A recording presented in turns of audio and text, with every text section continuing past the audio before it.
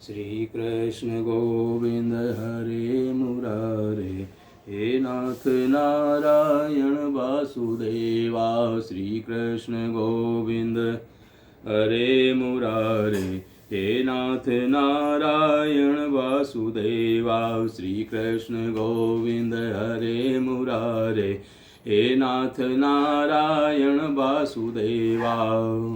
गुरु ब्रह्मा गुरुर्विष्णु गुरुर्देवो महेश्वर, गुरु साक्षात् परब्रह्म तस्मै श्री गुरुवे नमः। अज्ञानतिमिरान्धस्य ज्ञानाञ्जनशलाकया चक्षुरुन्मीलितं येन तस्मै श्री गुरुवे नमः। अखण्डमण्डलाकारं व्याप्तं येन चराचरं तत्पदं दर्शितं येन तस्मै श्री गुरुवे नमः। एवं चिंता संतानहन्तारोत्पादामृतरेणवै स्व्यानदाचार्यान् प्रणमामि मुहुर्मुहुः। तदनुग्रहतो जन्तु सर्वमुखादिगो भवेत् तमहं सर्वदा वन्दे श्रीमद्वल्लभनन्दनं श्रीगुरुदेवाय नमः। Shri Harihar charitable and welfare trust के तत्वावधान में आप लोग श्री राम कथा श्रवण कर रहे हैं। आपने श्रवण किया था कि भरत जी राम जी को मनाने चित्रकूट में आए और उनके चरणों में प्रणाम किया और भगवान ने उनको हृदय से लगा लिया। और उसके बाद में मिलनी प्रीति की मिजाई बखानी, कवि कुल अगम करम मन बानी। परम प्रेम पूरन दो भाई, मन बुद्धि चित अहमिति बिसराई। कहो सुप्रेम प्रगट को करई, के छाया कवि मति अनुसरई। कवि अरथ या कर बलु साचा, अनुहारी ताल गति नटु नाचा। अगम स्नेह भरत रघुबर को, जहन जाई मनु विधि हरिहर को। सो मैं कुमति कहो के भांति, बाज सुराग की गांडर ताती। मिलन बिलो की भरत रघुबर की, सुरगन सभय धक धकी धर की। समुझाए सुर गुरु जड़ जागे, बरसि प्रसून प्रशंसन लागे। मंगल भवन अमंगल हारी, द्रवौ सो दशरथ अजिर बिहारी। मिली सपेम रिपुसूद नहीं, केवटु भेटे राम।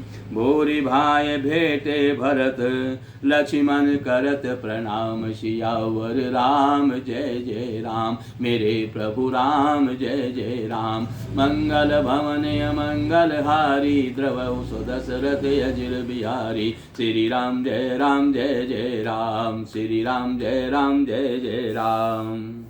और उनके मिलने की प्रीति कैसे बखानी जाए। वह तो कवि कुल के लिए करम मन वाणी तीनों से अगम है। दोनों भाई भरत जी और श्री राम जी मन बुद्धि चित्त और अहंकार को भुलाकर परम प्रेम से पूर्ण हो रहे हैं। कहिए उस श्रेष्ठ प्रेम को कौन प्रकट करे, और कवि की बुद्धि किसकी छाया का अनुसरण करे। और कवि को तो अक्षर और अर्थ का ही सच्चा बल है। नट ताल की गति के अनुसार ही नाचता है। भरत जी और श्री रघुनाथ जी का प्रेम अगम्य है, जहाँ ब्रह्मा विष्णु और महादेव जी का भी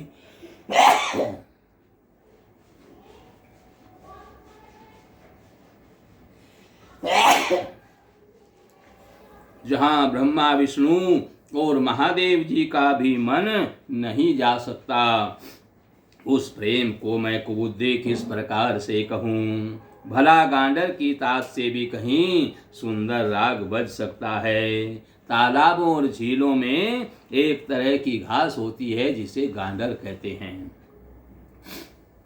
भरत जी और श्री रामचंद्र जी के मिलने का ढंग देख करके देवता भयभीत हो गए। उनकी धुक धुकी धड़कने लगी। देव गुरु बृहस्पति जी ने समझाया, तब कहीं वे मूर्ख चेते और फूल बरसा करके उनकी प्रशंसा करने लगे। फिर श्री राम जी और प्रेम के साथ श्री शत्रुघ्न जी से मिलकर तब केवट निषाद राज से मिले। प्रणाम करते हुए लक्ष्मण जी से भरत जी बड़े ही प्रेम से मिले। तब लक्ष्मण जी ललक कर बड़ी उमंग के साथ में लौटे और छोटे भाई शत्रुघ्न से मिले। फिर उन्होंने निषाद राज को हृदय से लगा लिया। फिर भरत शत्रुघ्न दोनों भाइयों ने उपस्थित मुनियों को प्रणाम किया और इच्छित आशीर्वाद पाकर वे बड़े आनंद में मग्न हुए। छोटे भाई शत्रुघ्न सहित भरत जी प्रेम में उमंग कर सीता जी के चरण कमलों की रज सिर पर धारण कर बार बार प्रणाम करने लगे। सीता जी ने उन्हें उठाकर उनके सिर को अपने कर कमल से स्पर्श करके अर्थात उनके सिर पर हाथ फेर करके उन दोनों को बैठाया। सीता जी ने मन ही मन आशीर्वाद दिया, क्योंकि वे स्नेह में मग्न हैं, उन्हें देख की सुध बुध नहीं है। सीता जी को सब प्रकार से अपने अनुकूल देख करके भरत जी सोच रहित हो गए और उनके हृदय का कल्पित भय जाता रहा। उस समय न तो कोई कुछ कहता है और न कोई कुछ पूछता है। मन प्रेम से परिपूर्ण है, वह अपनी गति से खाली है, अर्थात संकल्प विकल्प और चांचल्य, यानी जो मन में बार बार विचार उठ रहे थे कि भगवान पता नहीं मुझे अपनाएंगे या त्याग देंगे, ये सब शून्य हो गया। उस अवसर पर केवट निषाद राज धीरज धरकर और हाथ जोड़ करके प्रणाम करके भगवान से विनती करने लगा। निषाद राज ने कहा, हे नाथ, मुनि वशिष्ठ जी के साथ सब माताएं, नगरवासी, सेवक, सेनापति, मंत्री सब आपके वियोग से व्याकुल होकर आए हैं। गुरु का आगमन सुनकर शील के समुद्र श्री रामचंद्र जी ने सीता जी के पास शत्रुघ्न जी को बैठा दिया और वे परम धीर धर्म धुरंधर दीन दयालु श्री रामचंद्र जी उसी समय बड़े वेग से दौड़ पड़े। गुरु जी के दर्शन करके लक्ष्मण जी सहित प्रभु श्री रामचंद्र जी प्रेम में मग्न हो गए और दंडवत प्रणाम करने लगे। और मुनि श्रेष्ठ वशिष्ठ जी ने दौड़ करके उन्हें हृदय से लगा लिया और प्रेम में उमंग कर वे दोनों भाइयों से मिले। फिर प्रेम से पुलकित होकर केवट निषाद राज ने अपना नाम लेकर दूर से ही वशिष्ठ जी को दंडवत प्रणाम किया। ऋषि वशिष्ठ जी ने राम सखा जानकर उसको जबरदस्ती हृदय से लगा लिया, मानो जमीन पर लौटते हुए प्रेम को समेट लिया हो। और श्री रघुनाथ जी की भक्ति सुंदर मंगलों का मूल है, इस प्रकार कह करके उनकी सराहना करते हुए देवता आकाश से फूल बरसाने लगे। जगत में इसके समान सर्वथा नीच कोई नहीं है और वशिष्ठ जी के समान बड़ा कौन है। जिस निषाद को देखकर मुनिराज वशिष्ठ जी ने लक्ष्मण जी से भी अधिक उससे आनंदित होकर के मिले, यह सब सीतापति श्री रामचंद्र जी की सेवा, उनके भजन और प्रत्यक्ष प्रताप का प्रभाव है। दया की खान सुजान भगवान श्री रामचंद्र जी ने सब लोगों को दुखी यानी मिलने के लिए व्याकुल जाना। तब तो जो जिस भाव से मिलने का अभिलाषी था उस प्रकार का रुख देखते हुए उसी की रुचि के अनुसार भगवान सबसे मिले।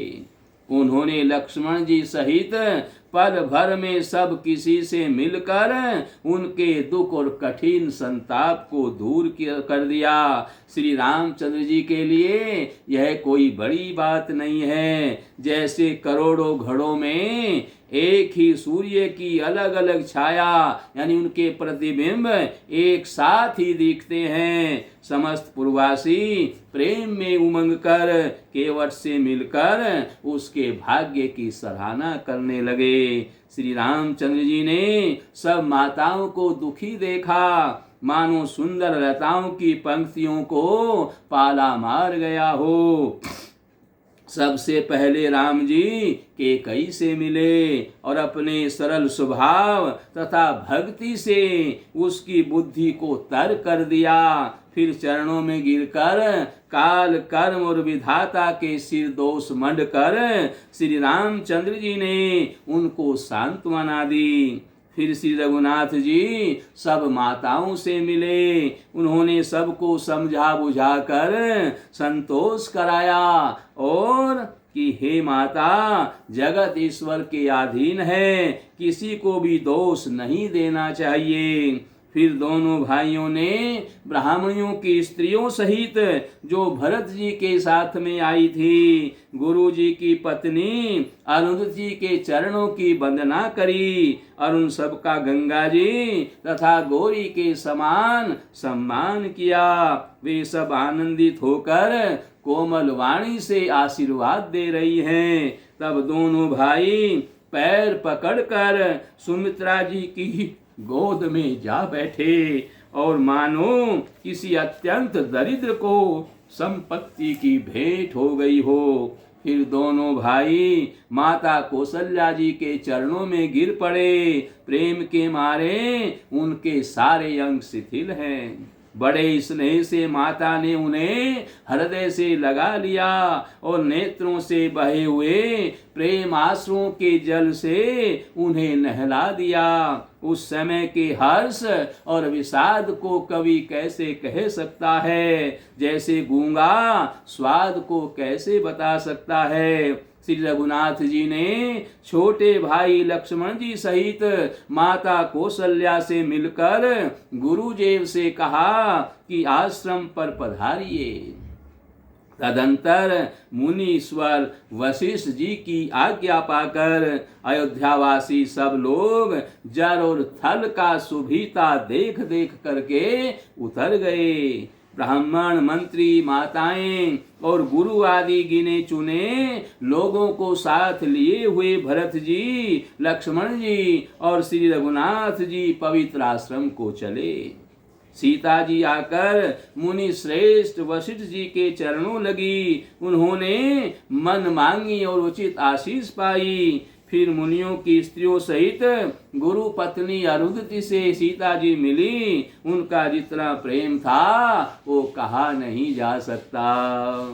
सीता जी ने सभी के चरणों की अलग अलग वंदना करी और अपने हृदय को यानी प्रिय लगने वाले, अनुकूल लगने वाले आशीर्वाद पाए। जब सुकुमारी सीता जी ने सब सासुओं को देखा तब उन्होंने सहम कर अपनी आंखें बंद कर ली और सासुओं की बुरी दशा देख करके उन्हें ऐसा प्रतीत हुआ मानो राजहंसनियां बधिक के वश में पड़ गई हों। मन में सोचने लगी कि कुचाली विधाता ने क्या कर डाला।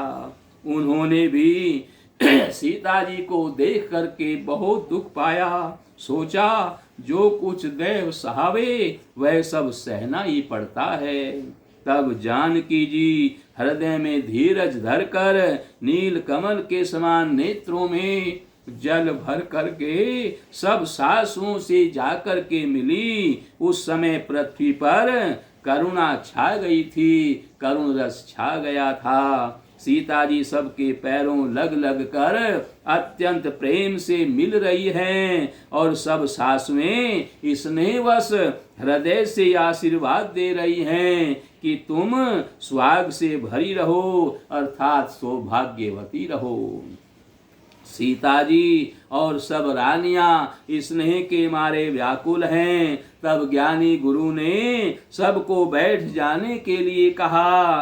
फिर मुनिनाथ वशिष्ठ जी ने जगत की गति को माइक कहकर अर्थात जगत का मायका है, इसमें कुछ भी नित्य नहीं है, ऐसा कहकर कुछ परमार्थ की कथाएं, कुछ परमार्थ की बातें कहीं, सत्संग सुनाया। तदंतर वशिष्ठ जी ने राजा दशरथ के स्वर्ग गमन की बात बताई, जिसे सुनकर रघुनाथ जी ने दुसह दुख पाया और अपने प्रति उनके स्नेह को उनके मरने का कारण जान करके धीर धुरंधर श्री रामचंद्र जी अत्यंत ही व्याकुल हो गए। वज्र के समान कठोर कड़वी वाणी सुन करके लक्ष्मण जी, सीता जी और सब रानियां विलाप करने लगी और सारा समाज शोक से व्याकुल हो गया, मानो राजा आज ही मरे हों।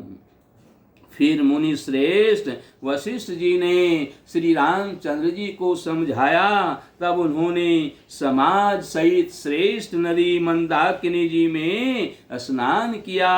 उस दिन प्रभु श्री रामचंद्र जी ने निर्जल व्रत किया। मुनि श्रेष्ठ वशिष्ठ जी के कहने पर भी किसी ने जल ग्रहण नहीं किया।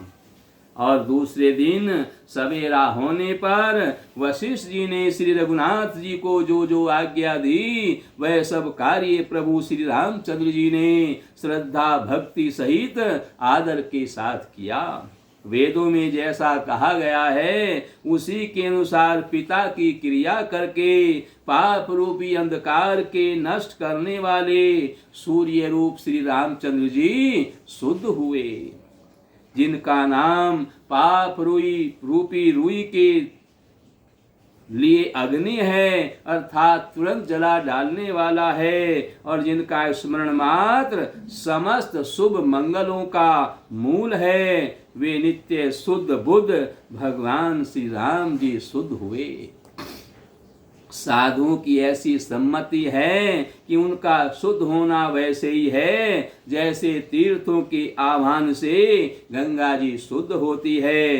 गंगा जी तो स्वभाव से ही शुद्ध है, उनमें जिन तीर्थों का आह्वान किया गया है उल्टे वे ही गंगा जी के संपर्क में आने से शुद्ध हो जाते हैं। इसी प्रकार सच्चिदानंद रूप श्री राम तो नित्य शुद्ध हैं, उनके संसर्ग से कर्म ही शुद्ध हो गए। जब शुद्ध हुए 2 दिन बीत गए, तब श्री रामचंद्र जी प्रीति के साथ गुरु जी से बोले, हे नाथ, सब लोग अत्यंत दुखी हैं और कंद मूल फल और जल का ही आहार कर रहे हैं। भाई शत्रुघ्न सहित भरत को, मंत्रियों को और सब माताओं को देखकर मुझे एक एक पल युग के समान बीत रहा है। अतः सबके साथ आप अयोध्यापुरी को पधारिए, अर्थात आप लौट जाइए। आप यहाँ हैं और राजा यानी अमरावती स्वर्ग में हैं, अयोध्या सूनी पड़ी है।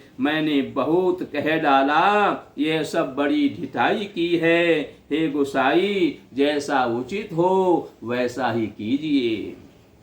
वशिष्ठ जी ने कहा, हे राम, तुम धर्म के सेतु और दया के धाम हो, तुम भला ऐसा क्यों न कहो। लोग दुखी हैं, 2 दिन तुम्हारा दर्शन करके शांति का लाभ ले लें। श्री रामचंद्र जी के वचन सुनकर सारा समाज भयभीत हो गया, मानो बीच समुद्र में जहाज डगमगा गया हो। परंतु जब उन्होंने गुरु वशिष्ठ जी की श्रेष्ठ कल्याण मूलक वाणी सुनी, तो उस जहाज के लिए मानो हवा अनुकूल हो गई हो। सब लोग पवित्र पयस्विनी नदी में अथवा पयस्विनी नदी के पवित्र जल में तीनों समय सवेरे, दोपहर और शाम स्नान करते हैं, जिसके दर्शन से ही पापों के समूह नष्ट हो जाते हैं और मंगल मूर्ति श्री रामचंद्र जी को दंडवत प्रणाम कर करके उनके नेत्र भर भर करके देखते हैं। सब श्री रामचंद्र जी के पर्वत यानी कामदगिरी को उस वन को देखने के लिए जाते हैं, जहां पर सभी प्रकार के सुख हैं और सभी दुखों का अभाव है। झरने अमृत के समान जल झरते हैं और 3 प्रकार की शीतल, मंद और सुगंध वायु, तीनों प्रकार के आध्यात्मिक, आधिभौतिक और आधिदैविक तापों का हरण कर लेती हैं। असंख्य जाति के वृक्ष, लताएं और तृण हैं तथा बहुत प्रकार के फल फूल और पत्ते हैं। सुंदर शिलाएं हैं। वृक्षों की छाया सुख देने वाली है। वन की शोभा किससे वर्णन की जा सकती है। तालाबों में कमल खिल रहे हैं। जल के पक्षी कूज रहे हैं। भोरे गुंजार कर रहे हैं और बहुत रंगों के पक्षी और पशु वन में बैर रहित होकर विहार कर रहे हैं। कोल, किरात और भील आदि वन के रहने वाले लोग पवित्र, सुंदर एवं अमृत के समान स्वादिष्ट भोजन, मधु और शहद को सुंदर दोने बनाकर उनमें भर भर के कंद, मूल, फल और अंकुर आदि जड़ी बूटियां जो भी कुछ वहाँ हैं, उनको सबको विनय और प्रणाम करके उन चीजों के अलग अलग स्वाद, भेद, उनके प्रकार, गुण और नाम बता बता करके देते हैं।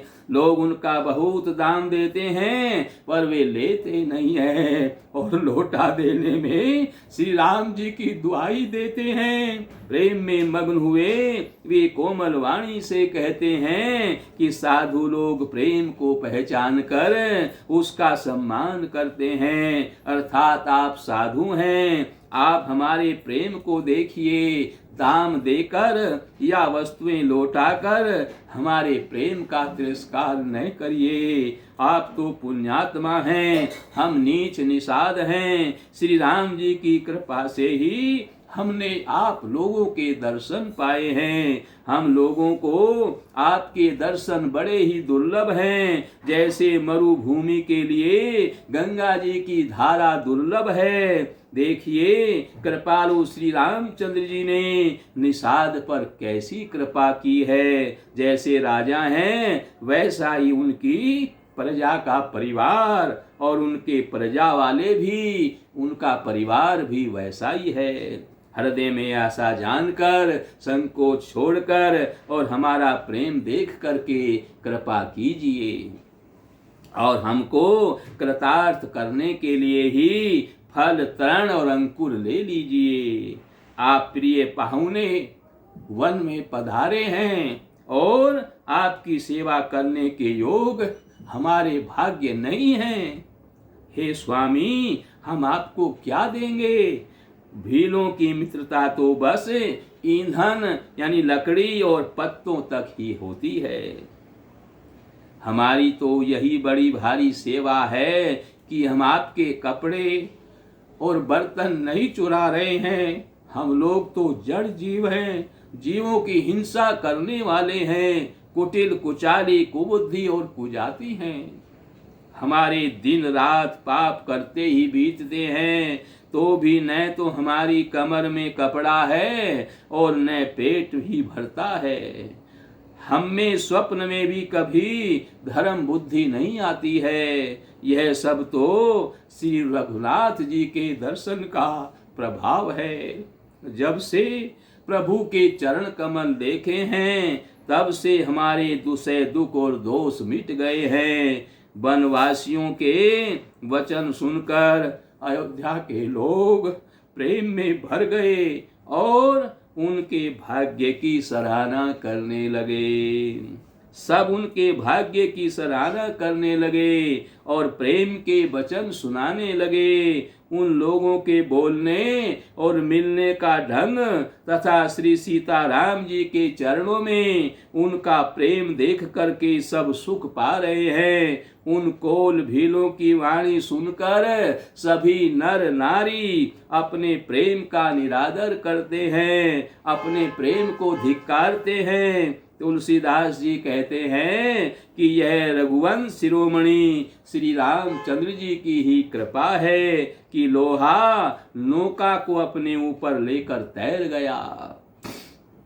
सब लोग दिनों दिन परम आनंदित होते हुए वन में चारों ओर विचरते हैं। जैसे पहली वर्षा के जल से मेंढक और मोर मोटे हो जाते हैं, उसी प्रकार से सब आनंद में मग्न होकर के नाचते कूदते हैं। अयोध्यापुरी के पुरुष और स्त्री सभी प्रेम में अत्यंत मग्न हो रहे हैं। उनके दिन पल के समान बीत जाते हैं। जितनी सासुएं थी उतने ही रेश यानी रूप बना करके सीता जी सब सासुओं की एक ही सी एक जैसी सेवा कर रही हैं। श्री रामचंद्र जी के सिवा इस भेद को किसी ने नहीं जाना। सब मायाएं सब माताएं पराशक्ति महामाया श्री सीता जी की माया से ही हैं। उनकी माया में ही सब माया है। सीता जी ने सासुओं को सेवा से वश में कर लिया।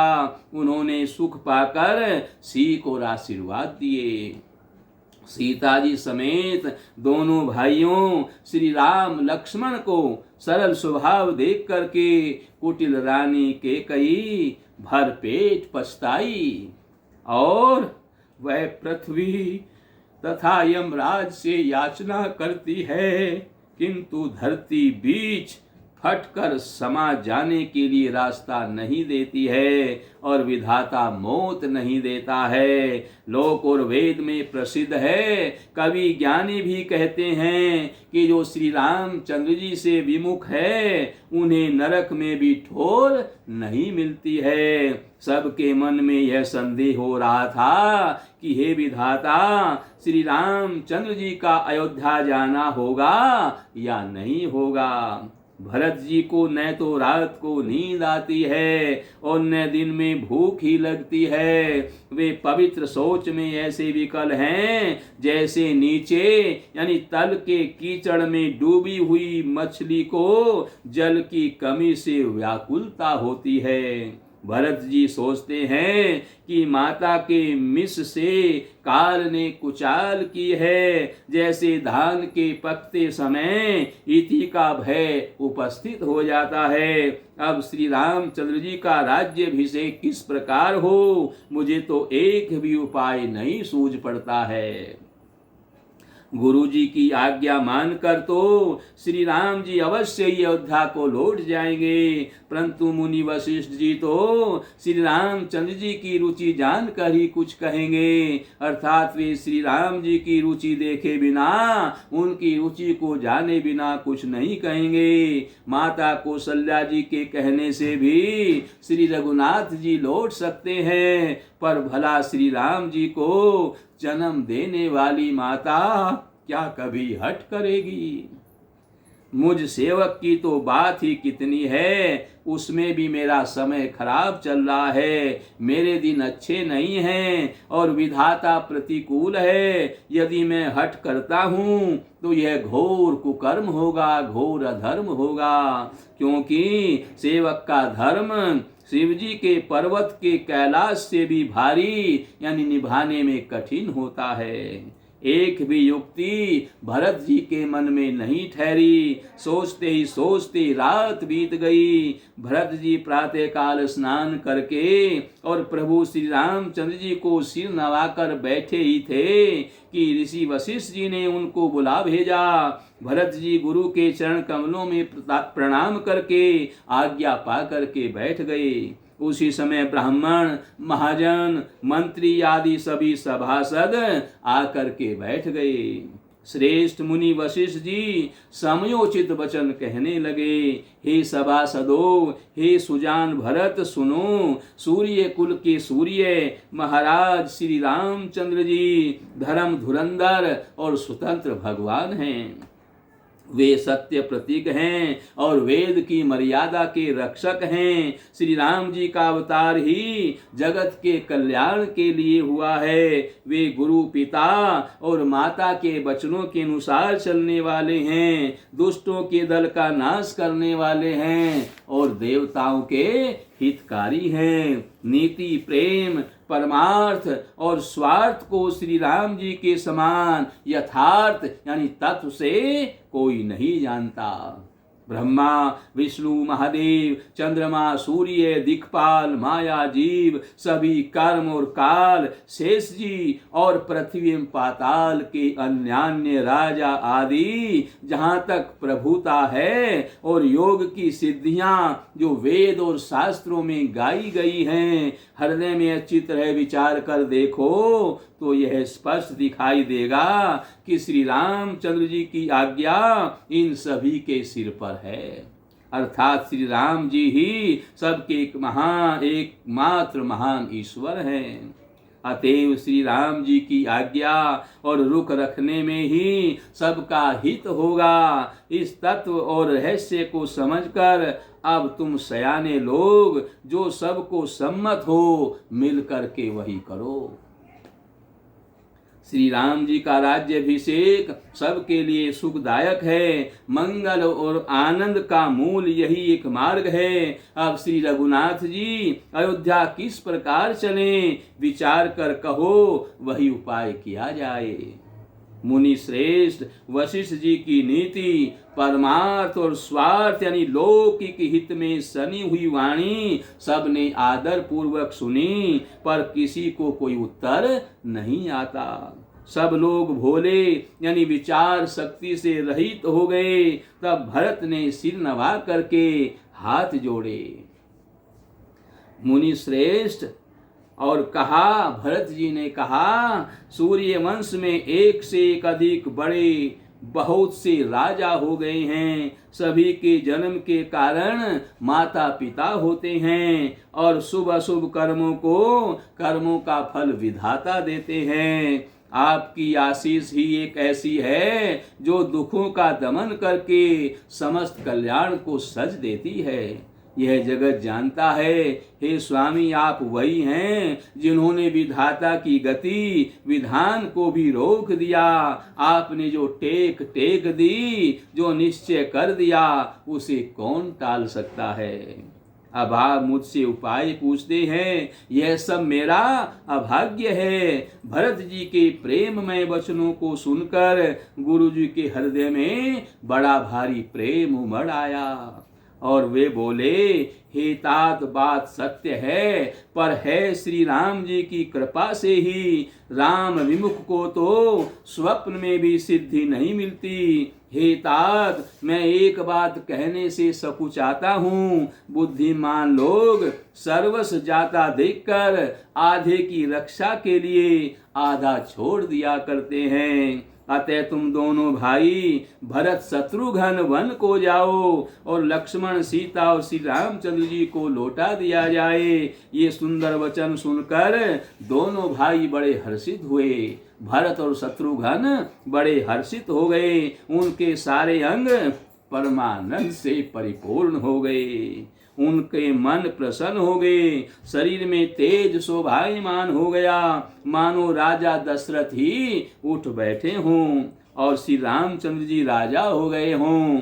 और अन्य लोगों को तो इसमें लाभ अधिक और हानि कम प्रतीत होती है, परंतु रानियों को दोनों बराबर दिखाई दे रहे हैं। अर्थात रानियों को दुख और सुख दोनों बराबर दिखाई दे रहे हैं। राम लक्ष्मण वन में रहें या भरत शत्रुघ्न, दो पुत्रों का वियोग तो रहेगा ही। यह समझ करके वे सब रानियां रोने लगी। अतः कहा कि अब तुम दोनों भाई भरत शत्रुघ्न वन को जाओ और लक्ष्मण सीता रामचंद्र जी को अयोध्या लौटा दिया जाए। ये वचन सुनकर दोनों भाई बड़े हर्षित हो गए। उनके सारे अंग परमानंद से पूर्ण हो गए। उनके मन प्रसन्न हो गए। शरीर में तेज सुशोभित हो गया, मानो राजा दशरथ ही उठ बैठे हों और श्री रामचंद्र जी राजा हो गए हों। अन्य लोगों को तो इसमें लाभ अधिक और हानि कम प्रतीत हुई, परंतु रानियों को दुख सुख बराबर हुआ, क्योंकि राम लक्ष्मण भरत वन में रहें या भरत शत्रुघ्न वन में रहे, दो पुत्रों का वियोग तो होगा ही। यह समझ करके वे सब रानियां रोने लगी। भरत जी कहने लगे, मुनि ने जो कहा वह करने से जगत भर के जीवों को उनकी इच्छित वस्तुएं देने का फल होगा। 14 वर्ष की कोई अवधि नहीं है। मैं जन्म भर मन में वास करूंगा और मेरे लिए इससे बढ़कर और कोई सुख नहीं है। श्री रामचंद्र जी और सीता जी हृदय की जानने वाले हैं और आप सर्वज्ञ हैं और सुजान हैं। यदि आप यह सत्य कह रहे हैं तो हे नाथ अपने वचनों को प्रमाण कीजिए, यानी उसके अनुसार व्यवस्था कीजिए। मैं तैयार हूँ। इस प्रकार से भरत जी ने हाथ जोड़ करके सबको प्रसन्न किया। यहीं पर कथा का विश्राम है और कल आगे की कथा श्रवण कीजिए। श्री कृष्ण गोविंद हरे मुरारे, हे नाथ नारायण वासुदेवा। श्री कृष्ण गोविंद हरे मुरारे, हे नाथ